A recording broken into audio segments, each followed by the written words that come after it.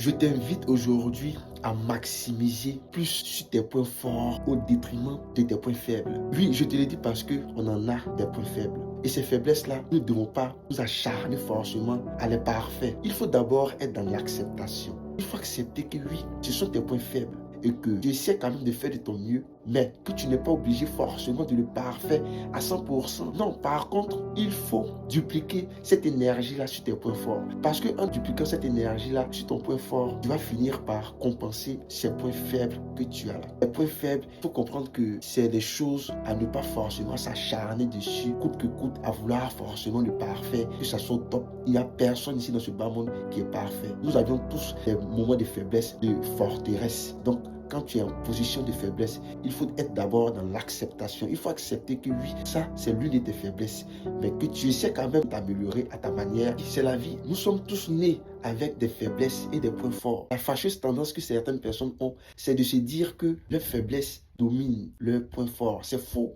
Il faut enlever l'idée en tête que ta faiblesse domine ta force, c'est faux. Voilà pourquoi je t'invite à maximiser plus sur tes points forts. Ces points forts-là sont là pour compenser, englober, embellir ces faiblesses que tu as là. Mais si toi, tu mets tes forces en dessous et que tu privilégies tes faiblesses, tu vas toujours rester dans cette notion de te remettre en cause et te dire que tu ne sais rien, que tu ne vaux rien. C'est faux. Tu vaux énormément de choses.